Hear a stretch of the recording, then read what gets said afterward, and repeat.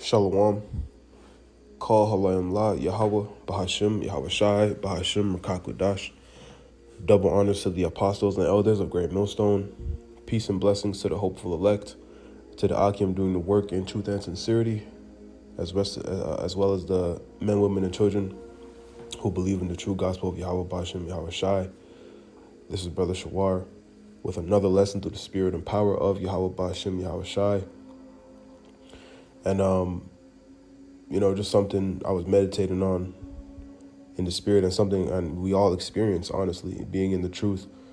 We all have this battle of the flesh, in the spirit to not love the world, to detach from the world, and to cling on to the things of the spirit more so than the world. I mean, we got to live and sustain ourselves, and it's even okay to, strive for certain things in the world, but there's a balance and a fine line between it. And ultimately, your mentality and spirit towards this world should be, it really should just be, fuck this place, man. Real talk, because this place is not it, man. This place was not only is it ruled by Esau, Edom, the so-called white man, who is the wicked that the Bible speaks of, Job 9:24, right? But it was made to pretty much destroy everything Yahweh Bashim Yahweh Shai stands for, and then ultimately that's going to affect the Lord's people as well. This place is not for the Israelites. This place is really just for the elites, the small group of, Esau, Edom, particularly Amalek, that rules everything behind the scenes. So what they've created is a pretty much just a giant hamster wheel that everybody lives in, man.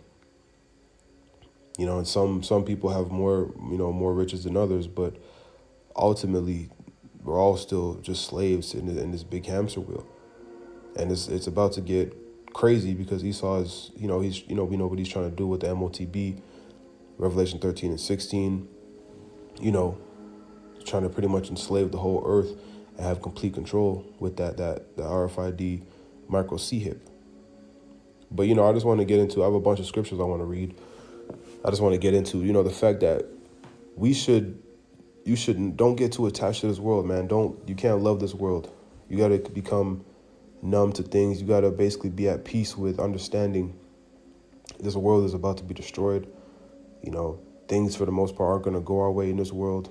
And the Lord, especially if you're in the know, if you're in the know, the Lord isn't going to want you to be too attached to this world anyway. So when we, go through these certain losses and these certain things that may stress us out in the flesh, we got to understand and come back to the spirit that, and just understand the Lord is dealing with us, man, when we go through these things, right? He chasteneth who he loveth, right? So this is Revelation 12 and 10, and it reads, "And I heard a loud voice saying in heaven, now is come salvation and strength and the kingdom of our power and the power of his Hamashiach. For the accuser of our brethren is cast down, which accused them before our power day and night. And they overcame him by the blood of the Lamb and by the word of their testimony, and loved not their lives unto the death," right? And that's the spirit the elect is going to be in. We're not going to be, because you see Israelites in the world, so-called Negros, Latinos, and Native Americans, even the other nations, man, but whoever it may be, these people who, are striving to make it in this world, and to, they put their all into just making money and trying to be rich in this world, trying to be something in this world. And again, of course, naturally, everybody likes nice things. Everybody wants to have some money. Nothing wrong with doing good for yourself. That's not what, the scriptures tell us in 1 Corinthians, the 7th chapter, to use the world, not abuse it. Right? So you got to use the world, man. But it gets to the point where what Esau's created, you pretty much, you burn yourself out trying to do these things, man. And it's all vanity at the end of the day. Right? And King Solomon He told us that this is all vanity. So these things are all temporary. They can all be taken away from us. And even when you get to a high level, like, these entertainers, rappers, and certain athletes, you're compromised, man. You gotta bend it. You gotta bend at Esau's will. You can't be sovereign. You can't be a real man. You can't be yourself. A lot of these, people see it all the time. A lot of these entertainers and, actors and whatnot, they're super stressed, man. They end up committing suicide. They end up being doped out on drugs and all kind of stuff, man. But this world is, the disappointment we face is it's the Lord keeping us away from being too attached. You don't want to fall in love with this world, man, because again, it's about to be destroyed. The Lord is about to destroy this place, and he's about to establish the righteous kingdom, the kingdom of heaven, a much better kingdom than this, where the Israelites rule and in righteousness, and we have immortality and so on and so forth. But we gotta let this place go. Really, that's really the sentiment of this whole lesson. So this is James 4:4. It reads, ye adulterers and adulteresses, know ye that the friendship of the world is enmity with God. Whosoever therefore will be a friend of the world is an enemy of God, right? So that just means, when you're too engulfed and consumed by the things of this world, by default, you're an enemy of the Lord, because this world, it's nothing, in this world, there's nothing but wickedness. Everything is pretty much based off sin, right? Even to get in lineups, to look good for women, adultery is, and that's why I said ye adulterers and adulteresses, because it's an adulterous generation. Adultery is running rampant. Even when you don't try to commit adultery, you're probably committing adultery. It's everything, man. To get certain money, there's so many different examples, but everything is rooted in sin, especially when it comes to dealing with the Israelites, because that's how Esau sets it up, right? You end up just working so hard, you don't even, you forget to thank the Lord. You forget you forget the basic things. You forget who you are. It's a crazy, like I said, a hamster wheel of stress just to try and obtain carnal things. Right, but you can't love this world, man. And it tells us in Micah 2:10 that this world is not our rest. Right, and to depart because it's polluted. This is a polluted place, man. It's backwards. Anything goes, especially in the West, more so in the West, where most of the Israelites, are in the land of their captivity. Right, you have the Transformers, the alphabet people. They're even trying to make rights for the pedos, and they push wickedness through music, and they just allow it. Degeneracy is cool. Folly is set in great dignity. Right, it's just unrighteous decrees pushed out left and right. It's a very unjust world we live in, man, because of who's ruling.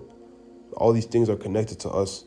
You got to understand these things and internalize them, and just really understand that the Lord doesn't want us to be attached to this place, man. It's about to go, and that's a good thing. Right, so let's go to the book of Matthew 6, and we'll start at 19. It reads, lay up not for yourselves treasures upon earth, where moth and rust doth corrupt, and where thieves break through and steal. But lay up for yourselves treasures in heaven, where neither moth nor rust doth corrupt, and where thieves do not break through nor steal. For where your treasure is, there will your heart be also. The light of the body is the eye. If therefore thine eye be single, thy whole body shall be full of light. Right, so wherever you put your heart at, man, where you put your main focus. My elder who taught me the truth, The brother Yawan from GMS not South Carolina anymore, GMS Dallas, he always says, whatever you put your time to, what a man cares about based off what he puts his time to. So whatever, wherever you're laying your treasure, you're putting in, whether it's watching lessons, making lessons, studying, whatever the case may be. And everything, usually if you're in the right spirit, everything you do is kind of centered around the truth. Even when you watch movies and stuff for entertainment, somehow you bring it back to something spiritual. But it's just the mentality that wherever you lay your treasure on, or your treasures in, that's where your heart's going to be. So if you're laying, your time and all your focus on things of the world, these carnal things, that's where your heart is going to be. It's going to be in the world. And speaking to myself first and foremost, and this is something we all deal with, it can be hard because the flesh is weak. Spirit is willing, but the flesh is weak. So you get caught up in the folly and the things of the world, and whatever it may be. It could be different for everyone, but your job or your family or your woman or kids or whatever it may be. But we gotta lay our treasures in heaven, right? Because that's where we're gonna really be rewarded, because the things that the Lord is gonna give us, the rulership, the immortality, that's something that can't be taken away. That's something that's more precious than anything we can obtain on this side. Right? And Esau's about to show us that, and show everybody. We know it's coming, but he's going to show everybody that we're nothing but his pawns. Of course, the elect is going to be delivered and all that, but this is how Esau's about to show everybody his horns, and everybody's going to really understand how little power they have. Right? So let's continue. Verse 23. But if thine eye be evil, thy whole body shall be full of darkness. If therefore the light that is in thee be darkness, how great is that darkness?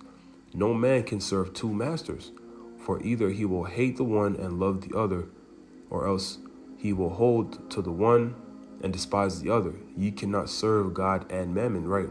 And that's money. You can't, and basically you can't have 1 foot in the world and 1 foot in the truth. And we, like I said, we have to use the world, not abuse it. So you have to deal with the world. You can't just not do anything all day and literally just, be in the scriptures all day. And, we wish we could, but you can't. You gotta deal with the world, right?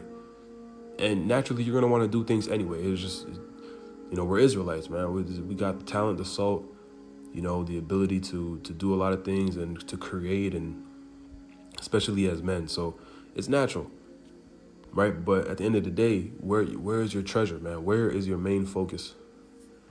It's got to be in the truth. It's got to be in Yahweh B'Shem Yahweh Shai. That's what's gonna, profit us. That's what's gonna profit us in the day of evil, when the Lord comes back to destroy this place. Because he's going to cover his elect, those that put their treasures in heaven. And he's going to give his elect and the great multitude, the 1/3 of Israel, they're going to be the first fruits of the kingdom of heaven. Right? So this is what should be your main focus, man, through everything, through the ups and downs, good, bad times. It should be the kingdom and serving the Lord. Because, man, this world is not for us, man. It's really not. No matter how you look at it, it's just not for us. It's set up for us to lose. But the Lord is setting things up for us to win. A win-win situation. Even though we will be tested. And we are being tested, but the real test is coming. But we still know the Lord is going to be with us through it all. And at the end, the reward, is greater than, it's much greater than what we got to go through. I'm pretty sure that's in Romans. It might be First Corinthians. It might be First Corinthians though. I might be mixing scriptures up, but either way, what we're going through is not even close to what we're gonna receive, right? So let's go to the book of Isaiah, 65 and start at 17. It reads, "For behold, I create new heavens and a new earth, and the former shall not be remembered, nor come into mind." Right, so this, in the kingdom, because we're going to live forever, we're going to be immortal. This is going to be like a faint dream, this captivity that we went through. But we got to go through it in order to appreciate the righteousness, right? To appreciate the kingdom for real. Verse 15, or verse 18. "But be ye glad and rejoice forever in that which I create. For behold, I create Jerusalem a rejoicing, and her people a joy." And remember, Jerusalem is a people before it's a place. The tribes. Verse 19. "And I will rejoice in Jerusalem, and joy in my people, and the voice of weeping shall be no more heard in her, nor the voice of crying." Right, so the Lord is going to save us and deliver us from all this constant, this constant rat race that we're in. Because no matter how much money you have, no matter what you're doing in life, it's a rat race. You got to constantly be working. Even like it's the spirit in the world is, Jake it's heavy on Jake. Even 50 Cent's album, what is it called? Get Rich or Die Trying. That's the spirit, man. It's pretty much putting everything into trying to make it, to getting rich, even if you have to die. And that's just what it is. That's how Jake lives. That's how people live now. It's become, especially in the West, really everywhere, but especially in the West, that's what it's become. It's become so difficult for people to live. They're constantly they're just obsessed with trying to get money, trying to stay rich, or trying to even get to that point, that they're losing themselves, and they lose core values, they lose morals, whatever, in order to do it. This is not the way the earth is supposed to be, man. This is not life. And really, all this money that people are chasing isn't, it's not real money anyway, and it could be taken away from you because Esau is in control. Right, so the Lord is going to save us from all of this, man. He's going to save us from all of this. It's temporary, and we're in the last days. The signs are all there. The Lord is about to destroy this place. And once World War III and the MOTB becomes implemented for real, this thing is over. And the famine of the word hits, when the truth is, the ministry's done, the Lord takes the prophets off the highways and hedges. The society is going to be really done. And you're going to look back and be so grateful and thankful that you didn't get caught up in the things of the world, because it's going to be done. Everybody's going to be on the same playing field. So the only thing we're going to have is what's inside, what's in our mind, what's the spirit. And those of us that are in the truth, that we're doing the right thing, Isaiah 33:6, that wisdom and knowledge is going to be the stability of our times, man. So this is precious. This is more precious than this world, to put it plainly. So let's go to Psalms. I want to read a handful more of scriptures and close it out. We'll just let the scriptures speak. So this is Psalms 34:14. It reads, "Depart from evil and do good, seek peace and pursue it. The eyes of the Lord are upon the righteous, and his ears are upon their cry. The face of the Lord is against them that do evil, to cut off the remembrance of them from the earth. The righteous cry, and the Lord heareth, and delivereth them out of all their troubles. The Lord is nigh unto them that are of a broken heart, and saveth such as be of a contrite spirit." Right? So we're going to be brought low, man, things that we go through, that we experience, no matter what, because brothers on different financial levels and whatever, different lots, but in our own way, we'll be tested and brought low. And that's what the Lord is dealing with, man. Those who pretty much, are humble, who have come to the conclusion that, man, forget this world, bro. This shit's over with. I don't really care what goes on. I'm going to do my thing, and I'm going to be smart and, and use this wisdom. But I'm ready for the kingdom. Right? That's what the Lord is dealing with, man. Verse 19. Many are the afflictions of the righteous, but the Lord delivereth him out of them all. He keepeth all his bones, not one of them is broken. Evil shall slay the wicked, and they shall evil shall slay the wicked, and they that hate the righteous shall be desolate. The Lord redeemeth the soul of his servants, and none of them that trust in him shall be desolate. Right, and that speaks for itself. I don't have to. We don't even got to break that down. That's self-explanatory. But let's go to Psalms 37 and 9. And then I want to jump to 16. But Psalms 37 and 9, it reads, "For evildoers shall be cut off, but those that wait upon the Lord, they shall inherit the earth.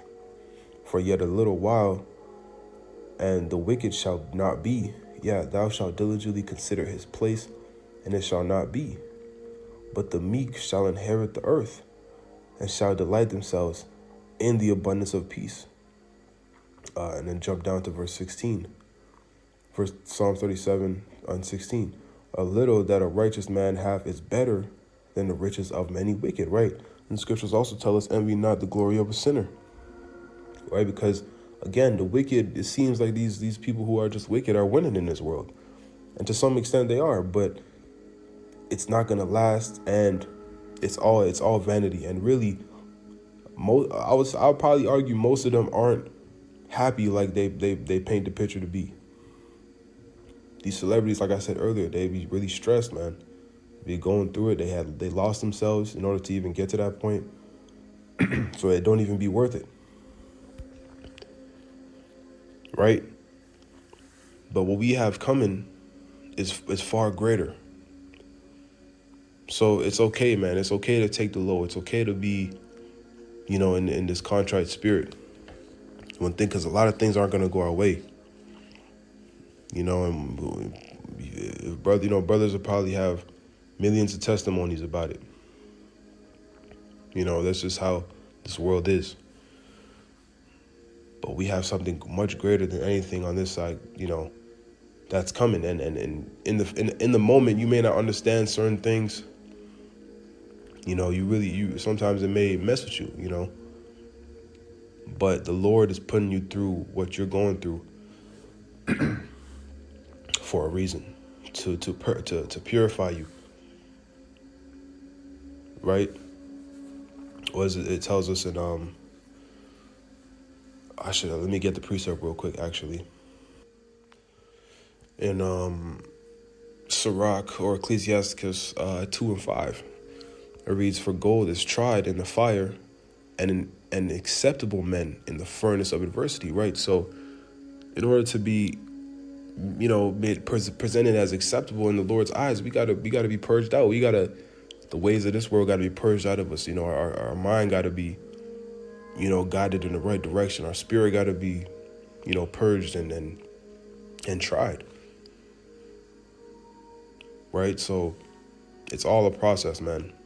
And even though sometimes, like I said, it may stress you out, you may not understand. Looking back, we're all going to understand and be extremely grateful and thankful that the Lord put us through these things. And pray for the spirit. Pray for that understanding. Pray, to endure the things the Lord put you through. So the point is basically made, but let's get these last two scriptures and then we'll close. And Lord willing, it did what it was supposed to do. This is 1 John 2 and 15. It reads, "Love not the world, neither the things that are in the world. If any man love the world, the love of the Father is not in him. For all that is in the world, the lust of the flesh, the lust of the eyes, and the pride of life, is not of the Father, but is of the world. And the world passeth away, and the lust thereof, but he that doeth the will of the Most High abideth forever. Self-explanatory. Now let's get 2 Esdras 6 and 8. It reads, And he said unto me, From Abraham unto Isaac, when Jacob and Esau were born of him, Jacob's hand held first the heel of Esau, pursuing back to Genesis. For Esau is the end of the world, of the age, and Jacob, the Israelites, is the beginning of it that followeth. And that's what's coming, man. The age and the rulership of the Israelites, starting with the elect, starting with Yahushai, the elect, 144,000, and the rest of the nation of Israel. That's going to be brought back through the loins of the elect. This is what's coming, man. So, and that's for in eternity, in righteousness and perfection. So, yeah, man, you gotta let go of this world, man. And I meant to mention earlier, the statement that they actually do say in the world, but they don't have the true understanding of the scriptures and stuff. But they say the people in the world say, let go and let God, and that's real talk. Just let the Lord do His thing. You gotta let go, man, and don't be, don't let the things in this world drive your, or alter your emotions, and stay even keel. Stay balanced, right? Let the scriptures balance you out. So, Lord willing, this did what it was supposed to do. I'm going to give all praises, honor, and glory to Yahweh Ba'ashem Yahushai, Ba'ashem Rakakwadash, double honors to the apostles and elders of Great Millstone, Shalom, Kwam Yasharala, and the Bible Ball.